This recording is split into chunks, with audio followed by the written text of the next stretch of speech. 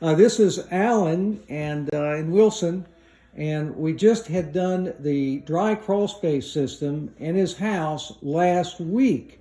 But when the guys did the job, they found out that way at the other end of the crawl space, like half the floor joists were rotting because of, well, moisture over time. So you want to tell us a little bit about that? We had Chris come in and do an evaluation about a month ago, and he said he gave me some numbers that I need to look at, and said there was a little bit of damage. He said, but everything was moist in the house. It had a little bit of mold, a little bit of mildew. So we went on and brought him in to put in the system, and he put it in one day. But the guys that put it in were doing evaluation and found that we had some rotted wood, and we brought them back in. They came in, took the insulation out, which has been really nice. I'm glad we did that, but found more damage than what we originally thought. So we've got wood rot probably 1.5 inches on our 2x6s or 2x8s.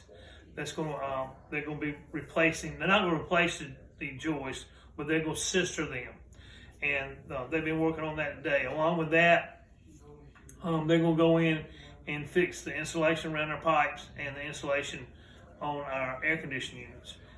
So, we were fortunate that we didn't have any subfloor damage, but we also have almost 1.5 inches of subfloor in this house, because this house was built in the 70s, and it's also the subfloor was built with true plywood. Okay. So we were very fortunate on that. All right. And you'd also heard about encapsulation in crawl space. Oh yeah, we've got encapsulation beside us, and I've heard about it, and I've also seen it firsthand, where it didn't work. Okay. So we actually have a niece that they've had to do it under their house, and so far, whether it's worked or not, we don't know. I just would rather have air flowing than nothing flowing. Right. And as I told Chris earlier, we were talking, there's not a big enough piece of plastic to cover a house. So you've got to have seams. And if you have seams, you're going to have leaks. You're going to have leaks. You're going to have water coming in or water getting out that shouldn't get out. So, and I like the idea of having the ground under my house being able to breathe.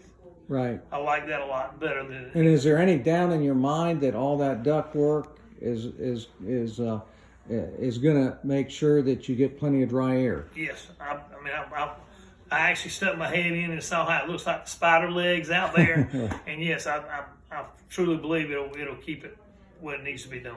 Okay. Well, appreciate it, and we'll be back to change the filter eventually.